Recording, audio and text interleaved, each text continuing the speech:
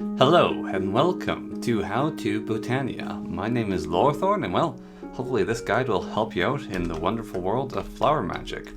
Right then, this is for version 1.16 of Minecraft Botania. I was trying to make an update guide and hopefully this is it. Now, I'm only actually going to be covering the basics of Botania, so we're not going to go into insane systems and every nitty-gritty fact, because Botania is huge. It is massive, way bigger than I thought.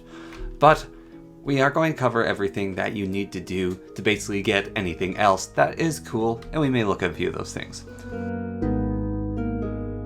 Now, to start off Botania, it is best to get a guidebook. The guidebook isn't necessary, but it definitely helps.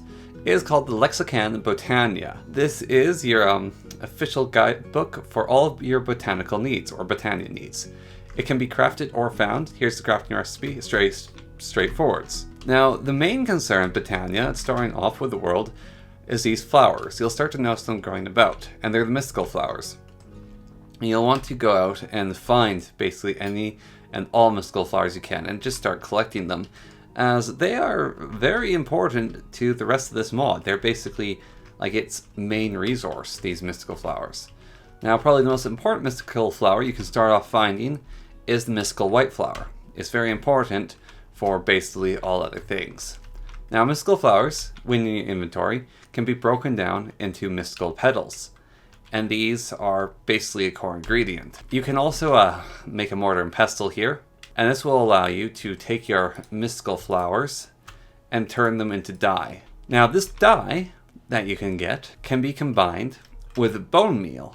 You can make floral fertilizer, and floral fertilizer will make it so you don't actually have to go searching for all these flowers. So this is a good thing to get early on, is the floral fertilizers. Try saying that 10 times fast. Anyways, what this lovely stuff does is it makes botanical flowers grow in the area, and so you can basically make them spring up around you and you don't have to go hunting for them, which is a pretty decent thing. Now, if you want to upgrade a botanical flower, you can apply bone meal to it, and you can turn it into a tall flower of Botania. The tall ones, when broken down, give you more petals. Once you've gotten enough flower petals and you're feeling comfortable in your position where you are with gathering up flowers and the like, you can make the petal apothecary. Very straightforward, just requires some stone and a light, well, any kind of petal will do. I have a mystical blue petal there. These things will be needed to be filled up with water, and we have lots of sources of water around, and you can also customize them, add some vines to them, make them look a little viney, more rustic. That's up to you. It's not totally important. But once you've got water, you can fill them with water, and this is very important because they don't really function without water. You got one of these, and you may have noticed at this point that even before you're getting anywhere, that your inventory might be cluttered with flower petals and flowers.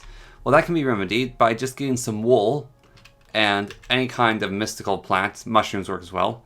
And you can make yourself a flower pouch, as you can see, has basically any recipes. And the flower pouch can store mystical flowers for you in your inventory. We're going to just put that up in there, and now we've got some mystical red flowers stored. So you can basically store all your flowers with this. So gathering becomes a lot easier with the flower pouch. So you've gotten yourself your flower pouch. You can gather flowers now. And you've gotten yourself your apothecary basin, thingy-ma-call it. Now fill it with some water and take some mystical white petals. We're going to need 4 here. Now, to do crafting with them, you simply chuck them into the apothecary and you'll see them floating about inside it. Then you take some seeds and it'll complete the recipe you want to make. So you see, plus seeds, it'll make this. So we add seeds, and that will give us pure daisies. Pure daisies are basically the first thing you want to craft because they give you 2 very important resources, and that is living wood and living rock. Now, how you make these things is you put down a pure daisy on the ground. It will convert these things into new things, like the living rock and the living wood. Now, it does take an amount of time, so we're just going to leave that for the moment as we move on to the uses of living wood. So living wood can be turned into sticks, and we really want to do this to start with. You want to get 3 of these sticks. 2 living wood equals 1 stick. So you only get 1 stick for 2 living wood. So you're going to need about 6 living wood logs. And then you want 2 flower petals, any color will do. And this will make you the Wand of the Forest. Very important little device. You definitely are going to be wanting to make it. Ah, there we go. As you can see, it just changed. We caught the tail end of it. Now we've got this living rock and living wood and a nice little pattern. So now that you have the Wand of the Forest, you want to make a mana pool. This will require living stone. 5 living stone on the bottom. You put that all together and you get a mana pool. However, mana pools are useless on their own and they need another object to operate. And that is the sucker, the mana spreader. It can be crafted with any flower petal in the middle, gold to the left, living wood on top and bottom. Now, you take all these and you got your little power source here, and you got your mana pool right here, but they are still not doing anything. They're not interacting with the world. And why they're not interacting with the world is you need to add power sources to them. Now, power sources aren't natural. You actually have to create the generators, and the generators are, well, what do you know, flowers. So there are 2 basic flowers to start off with. One is the Endo Flame. It is crafted with mystical brown petals, a white one, and 1 red petal. Then you add some seeds to that, and you'll get the Endo Flame. Now, the other flower, the basic generator you can get, is the Hydrogens. Now, these are crafted, again, like everything else, flower-wise, by just throwing them into this thing when there's water, adding a seed, and you'll get the Hydrogens. The Endo Flames create power by burning coal. And so you drop coal on them, and it will then eat them and see they're catching fire. And the Hydrogens eat water that's nearby. So it's eating this water here, and this water here, and this water here. However, because we have these spaces all filled in, they're infinite water sources, and so we'll keep replacing them. Now, a little word of warning. Endo Flames will last around forever, but their fuel doesn't last around forever. The blue flowers' fuel lasts around forever, which is water, but they don't last around.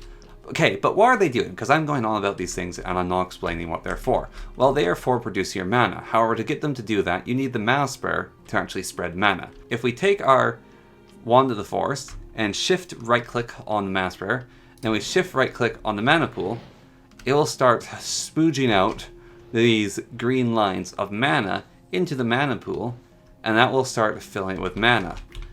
Mana is your main power source for basically all devices and items, and it's also how you convert ordinary resources into their counterpart of, well, botanical advanced resources. So now that this is filling up with mana, you can convert things into their counterpart. So, an Ender Pearl, if dropped in, and there's enough mana, will turn into a Mana Pearl. And this basically applies to a lot of resources. So diamonds can be converted, iron ingots can be converted, glass, string, even gunpowder. All these can be converted.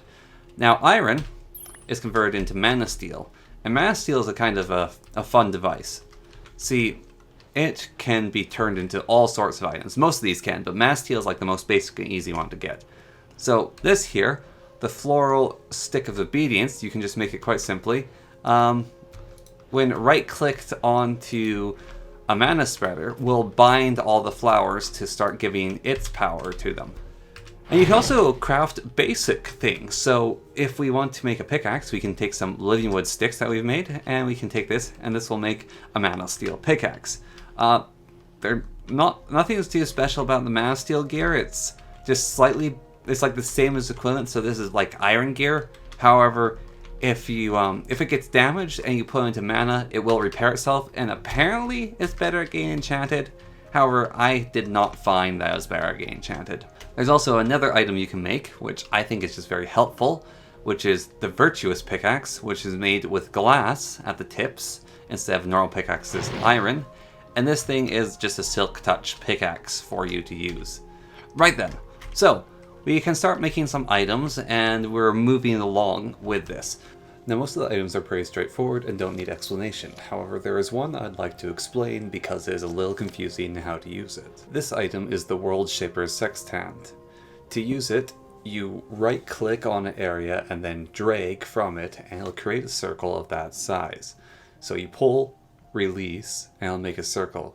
Then you can fill in the space, or you can set up a new circle. To dismiss it, use shift right click in the air. There's also some decorative gear you can make using dye and magical string. You can make some sick sunglasses and a whole bunch of other cool items like Majora's Mask and that MVC question mark above your head. There's one other magical item I want to explain, and it is the Assembly Halo, which can be a portable crafting table, and I believe you can also store recipes inside it, although I am not 100% certain how that works, but you still portable crafting table, which is pretty cool. So there's a whole bunch of various different things you can create just in the basic thing. Now the next thing you want to do is make a runic altar. This is what allows you to make runestones. These are another very important crafting recipe, which basically allows you to make even more complicated and better things and progression in the mod. So to make something in the rune table, you gather together all the ingredients that it may need. So for the rune of earth, we need mana powder, mana steel, a mushroom, a bit of coal, some normal stone, and this living stone rock. We put all those into the mana table, the runic altar, and it will start pumping in power. Now, once it has all the power it needs, it's going to take a while to burn up and basically produce all this. Once it's completed, it's charging up, you can now right-click on it with your Wand of the Forest, and this will generate 2 runestones of the earth for you, and then you can start using these in crafting. Now, runestones come in a lot of different flavors, and some of them require other runestones to make. So they're kind of expensive, and you'll need to mess around with making them. But once you've got yourself some good amount of runestones, you can start crafting other and better things. Now, you may notice that your spreading of mana though seems to take a bit of time, and charging mana takes a while too. Well, there's ways to speed these processes up. So one of the ways to do this is to make a spark. Sparks are very simple to make. You can make them like this. And sparks can sort of remove a step of transference. So if we you put a spark above a mana pool, and then when you need to move mana from one thing to another, the spark can do it for you. Now another thing that can help with the movement of mana are mana lenses. That are these here. See, here we have a mana lens of potency. You need to combine it with a runestone to turn it into this thing, but you put these on the very front of a good old-fashioned mana spreader, and it will start making it throw out mana differently. There's a whole section to the book in mana manipulation under mana lenses that basically tell you what each one does. So velocity makes the mana travel faster, potency makes it shoot out more mana, but you lose more mana as it goes, and it's this whole science and piping thing I really can't be bothered to care about. When combined with a mana pulse spreader, which is a special kind of mana spreader that's being combined with redstone, you can activate them to do stuff for you. So here we have examples of 3 different kinds of mana lenses, which have very, very cool applications. This one here, when it shoots out its mana, deals damage to the target, and that was brutal. This one here shoots out a beam that destroys everything in front of it, which is very useful. And this mana spreader right here acts like a piston, so you can basically trigger it and it'll move objects for you. Now, one of the things that you've been missing though is portable mana. So mana can be carried on your person with a mana tablet. One of these little doohickeys here. These are crafted with either a mana diamond or a mana pearl. Either work on the center, surround it with living stone, and you get a mana tablet. Now, mana tablets can be charged by being thrown into a pool. With the Wand of Force, you can also choose how it goes. So right now it's on its default setting, And this will suck mana out of the mana pool and fill our mana tablet. However, we can also reverse that by saying deposit mana here. Now, another application of these runestones, which I think is important to note, is you can start making more advanced kinds of flowers now. And while that sounds a little silly, it's actually quite important. So there are other kinds of generation flowers. Alright, the Explodium requires 2 different runestones to make. The Extropinion, they're all puns. Anyways, it requires all sorts of stuff to make, including the runestones. And once you craft it in the Pale Apothecary, it'll make a flower, which is powered by explosions. So you can make new and better kinds of generation flowers. These will give you more power than ones before. I believe that the Munchdew likes eating living material you leave nearby. So when there's leaves near it, it will eat leaves and produce mana from eating leaves. So you can basically have a whole bunch of new ways to generate magic. Like the Thermillion, which generates mana by consuming lava nearby. Very useful for Nether. Anyways, there's also a different kind of flower you can make, which are function flowers. Function flowers actually do stuff for you. So, Lorthorn hurts things around it, save for players. So, it's if you give it just a tiny bit of mana, it will hurt stuff around it. To use functioning flowers, you simply put them down, then you bind them to a mana pool using the Wand of the Force, and then once they're bound, they will fulfill their functions. So this one hurts nearby living entities, and so it'll kill sheep. Whereas the Dandiflow, when bound to a mana source, will push items that are in front of its way of breezing, which will be in the direction opposite to you where you put it down. So it's like a continuing force. So it's like, woo, and it'll push items for you. They're kind of useful, actually. Once you have done all that you can with runestones, made the flowers that you want for production, and made whatever new items that have been unlocked from them that you will be able to find in the Lexicon Botania, there will be various trinkets and various baubles and stuff that you can make. Then we can move on to progressing to the next step of the mod, and that is in getting terrasteel ingots. Now these are a rather expensive thing to make. They require you to make a terrasteel, this plate thing. I'm not going to try to pronounce his name. Anyways, to make this thing, you need blocks of lapis, terrasteel block as well, and a whole bunch of runestones. Now, once you have that, the plate still is actually useless. It needs to be put onto a bed of living rock and lapis blocks set up in this pattern. Get all that together, and for good measure, slap a spark on top of it. And then store up a whack ton of mana, and get, I know, there's a lot to it, sorry, and get a mana pearl, a mana diamond, and a terrasteel ingot. Throw those all into the center of the plate, and this will start a process of creating the mana steel ingot. Now this takes a lot of power. I think it takes half a full mana pool. It might take a full mana pool.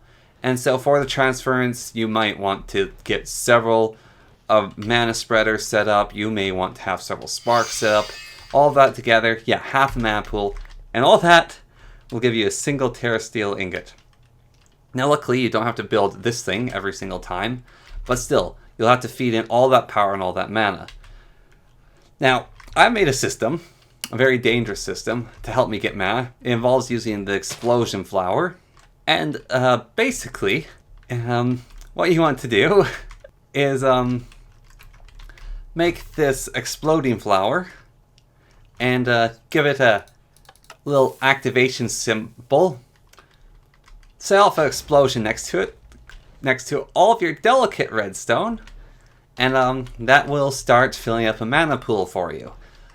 Okay, now, here's the secret, though, with this system, right? So, comparators. They can check how full a mana pool is. So if you set up a comparator next to a mana pool, like this, and you get that redstone, you get this comparator here, and you get that, and you get all that going. Then, once it's full, it will send the comparative signal straight through the whole system. And then, you can set all that up, basically, to move so that it can set off this thing, which will then check the signal, and it will stop your redstone clock from activating. See, this whole redstone clock is just counting down how long this whole debacle takes. And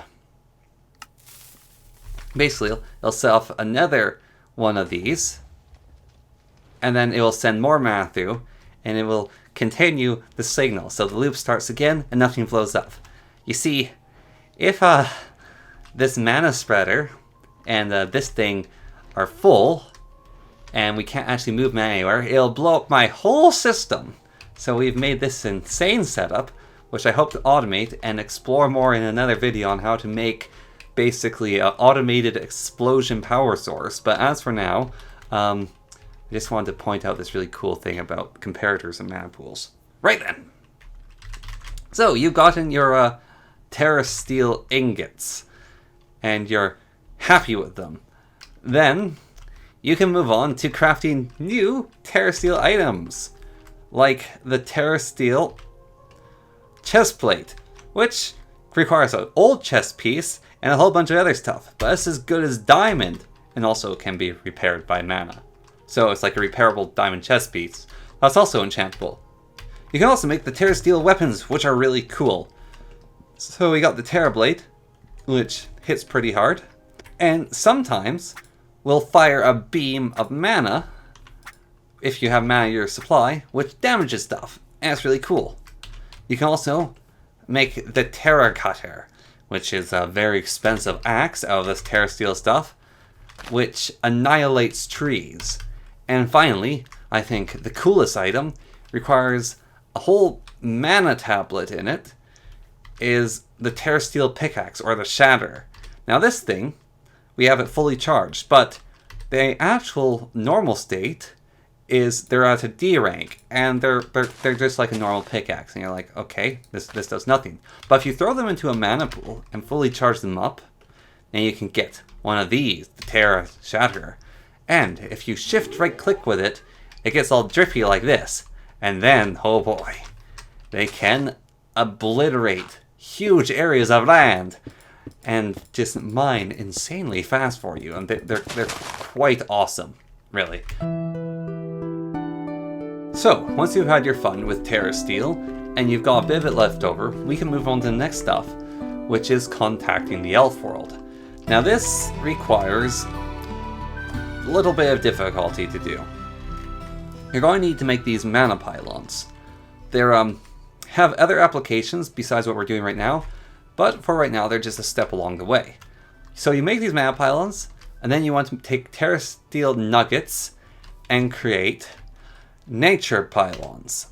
You also want to take terrasteel ingots and make the elven gateway core and several of these glimmering living wood, which are made with glowstone. You'll want to make, I believe, 2 of these natural pylons at least. Once you have all that done, you're going to make an elven gateway. Now the elven gateway actually can be found in the Elf Mossy chapter, and you click on Portal to Elfheim, and it can actually generate for you a little thing that you can put down, and that'll show you how to make the thing. So this thing will require this whole setup and the Elven Gateway core, and it'll also require some mana pylons to be set up, these nature pylons set up over mana pools. So once you got that all set up, you take your Wand of the Forest, right click the base of the portal, and this will then suck in the mana from the pools and the nature pylons into the gateway and hold it open. Now it constantly requires mana just to be held open in the first place, but this gateway can do some really cool stuff. So the elves within want to trade stuff with us, and one of the things they want to trade is our Lexicon Botania. So if we throw it in, they'll throw it back out of us, and it'll be all this golden covered. But there's a whole bunch of other items they also enjoy trading with us. So if we give them living wood and throw it through, at cost of a bit of mana from the pools, they'll throw us back out dream wood. If we throw in 2 mana steel ingots, they'll throw out an elementium ingot. And it proceeds onwards. We can get pixie dust out of them, a dragonstone, elven quartz, and elf glass. So they basically trade with us through this elven gateway. Now, the elven stuff can be turned into items as well. So you can make this cool pickaxe out of it, which is better than a diamond pickaxe. And you can also combine this pickaxe with the Terra Shatter, and then you can get the Terra Shatterer in pink letters, and this thing just like destroys even more terrain, and it's even more absurd. Yeah, so armor, you just make it like armor, but you can also now make more efficient mana spreaders out of the elven mana spreader, and you can also make elven mana lenses, which help you spread mana better and have all their own applications, like shooting fireworks whenever you spread mana. Okay, well, I guess they have their application. Sometimes you won't have the resources you want, though, and that is where alchemy comes in. So alchemy is done by making an alchemist catalyst, and as you can see, it's made like this. It requires ender pearl, several brewing stands. You put that all together, and you can make the alchemist catalyst. You put that underneath a mana pool, and well, it converts things for you. So throw a gas tier in, it'll give you ender pearl. Throw seeds in, it'll give you potato. Throw a potato in, it'll give you carrots. Throw carrots in, you'll get beetroots. Throw beetroot seeds in, and you get watermelon seeds. Then you get pumpkin seeds, cocoa beans, and finally, all the way back to normal seeds. Alchemy. And you can upgrade the Alchemist Catalyst using our new got elemental ingots into a Conjuring Catalyst, which requires Mana Center, then some pixie dust, and some elementary ingots. And if you put that underneath, then you get the Creation Catalyst, which can clone items for you. So we put coal in, and it gives us 2 colons. And you only really need 1 colon, so I don't know why I do want 2 colons. But oh, you put coal in, and you get 2 coal out. Sorry, very improper of me. And that is how you can make the new catalyst and clone items, and how you can get all this pixie stuff. But there's even more that you can do with Botania. Another step in the greater picture. If you go to the end, and you happen to have a glass bottle with you, you can right click in the air, and fill that bottle with a void. And so basically, the first time you enter the end, come with a whole bunch of bottles, and just fill them all up. These allow you to craft some of the most powerful artifacts in Botania. These are the Ender artifacts. A whole bunch of decorational things. There's a black hole talisman. There's the Hand of Ender, which acts like a portable Ender chest. There's also the magic swords you can make. You can make the Soul Scribe. There's just tons of really good gear. These 2 swords, the Star Caller and the Thunder Caller. Okay, what do these do? What do these do? Well, Star Caller hits like a diamond sword and calls down stars. Now, Thunder Caller deals a massive amount of thunder damage to everything in the area. And these are just 2 of the many things you can make with these Ender Air in a bottle. There is one final step to Botania, which I think you need to learn, in which to allow you to complete your set of knowledge in Botania and allow you to make everything else you want to make and have all that fun. And that is summoning the Gaia Guardian. Now, the Gaia Guardian is a very, very tough enemy, very tough boss. It gives you very important things for the final and most powerful things in Botania, but you need to be ready to fight it. So get some good gear. Now, remember our friend the Mana Pylon? Well, you want to take that sucker and put some pixie dust on it, some ingots, and make a Gaia Pylon. Now, you also need to defeat our friend the Wither and set up a beacon with some iron under it. Then you want to set up the pylons around it. In the Lexicon Botania, if you click on Alphapime, there's the Ritual of Gaia. This will allow you to basically see the whole setup that you'll need, and it'll fill it up for you. It's really nice. But there's a little bit of a problem to this ritual. So, to activate it, you take a terrasteel ingot, shift right click on the pylon, and then it says there's not enough space. It'll highlight the area around it, and you need to basically clear all that out for this ritual to work. And also sometimes you need to fill in some spaces, so you need gaps. So now that we've cleared out the appropriate amount of space for the Gaia Guardian battle, we are best be ready for the fight of our lives, one of the toughest battles in all Minecraft you will encounter. Now to start off the thing, as we said before, shift right click on the beacon with the terrasteel ingot, and then really loud metal music will start playing, and this will summon the Gaia Guardian, which looks like a bit of a clone of you. And we are, well, you just have to kill it, and it's a bit of a long fight. I'll go away. Then, once you've slain the Gaia Guardian, throw your phone out the window because it's making noises, and you will get Gaia Spirits. With these Gaia Spirits, you want to make the Gaia Spirit Ingot, which is quite important for the next step. Now you take these, and you go back to this, and you shift right click with this, and this will summon the level 2 Gaia Guardian, which is also a very tough fight. And it plays different music though. And this thing shoots beams up the air and teleports more often. And once you slay this one, it will drop some of the rarer gear in the game. The one we are concerned with is a magic dice. When you roll it, it gives you a random item, 1 of 6. Each one's really powerful, and you can get all of them by D'ing the Gaia Guardian multiple times. The Fruit of Grizzle, which keeps you always fed. The Key of the King's Law, which summons magic weapons, which are projectiles. So it's basically Gilgamesh's weapon from Fate. It also creates the Ring of Thor, makes your Terra shatter even more area. So this can go into a cube now. There we go. It shatters even more than it did before. The Ring of Odin gives you extra health and constant regeneration. The Eye of Fugal allows you to return yourself to your previous location that you have marked. And the Ring of Loki, perhaps one of the most complicated of the things in Botania. So, if you have a structure, let's go with this donut here.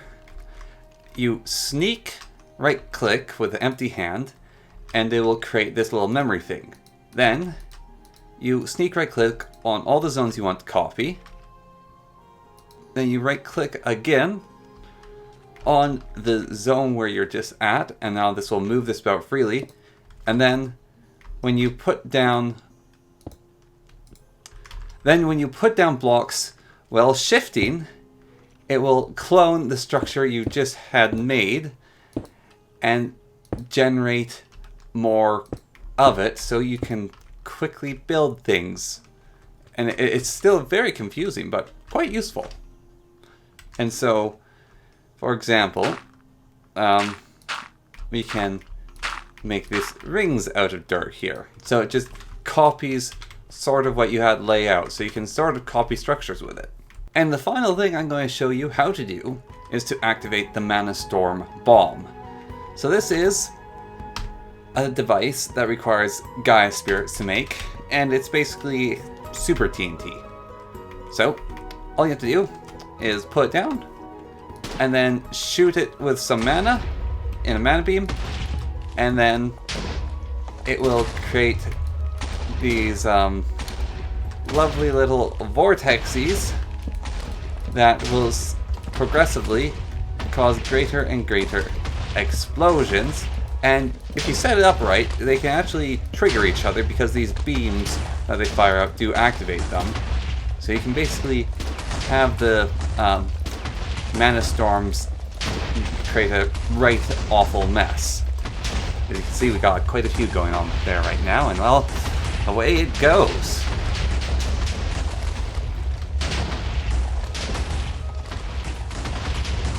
Anyways, that is how to Botania.